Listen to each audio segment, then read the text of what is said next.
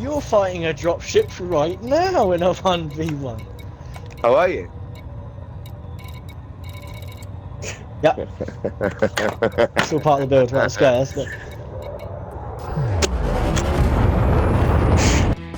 Hi, Isabel 1975, and I was going to save this for the final episode in this series, my 1v1 with Frodo.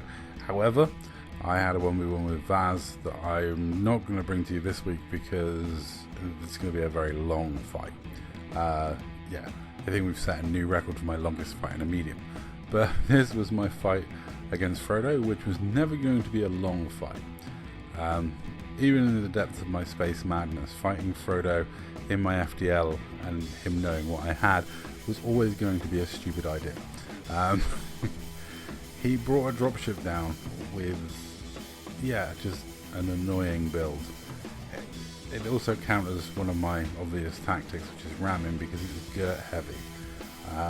So, you know, as much as I love melting things with my hex beams, and they do work wonderfully at melting things, I didn't feel I was going to win this one.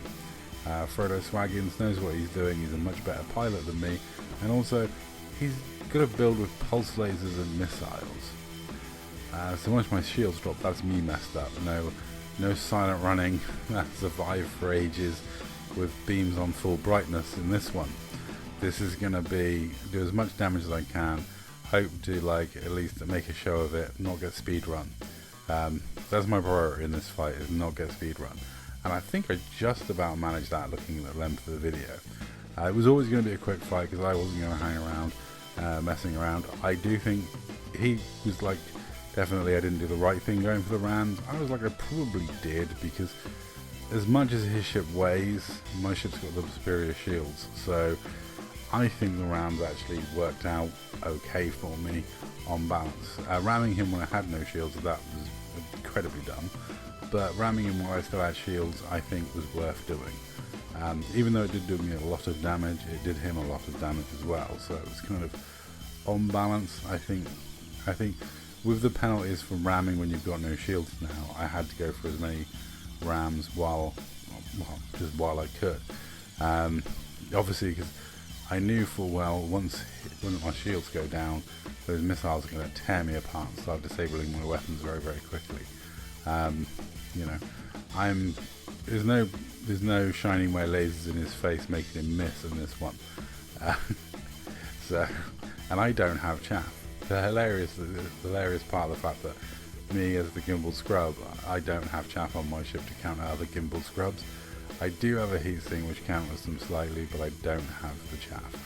I rely on blinding people and fighting against people that are usually more skilled than me, that bring skill builds like plasmax and railguns. Frodo's annoying because he's way more skilled than me, but also will use all sorts of weird and wonderful fun builds. In this case, he's using a long-range build. He can do you a lot of damage over time and whittling you away from distance, and you have to try and stay on top of him to stop him breaking away and just chipping away at you from distance. So it was all in all, it was a good, fun, clean fight. Like I say, it was never going to be the longest because I was determined to smash into him and do as much damage as I could to his hull. Because my theory was that I wasn't going to win this one, but I wanted to get his hull down as much as possible so it was respectable by the end. And I think I managed to do that. Considering how much better the Frodo is than me, and the fact that he bought a ship that he knew mine would struggle against, I'm quite happy with the way my ship performed. I do love my glass cannon FDL. It's not the best build in the world, and it's gimbaled and not fixed, and it will melt itself after one decent prolonged fight, but it is so much fun. It's just the brightness of the beams, the silliness of the beams. It's totally mad, but it's my kind of mad, and that's what I love. No one, I haven't seen anyone fly this exact build. It's kind of unique to me.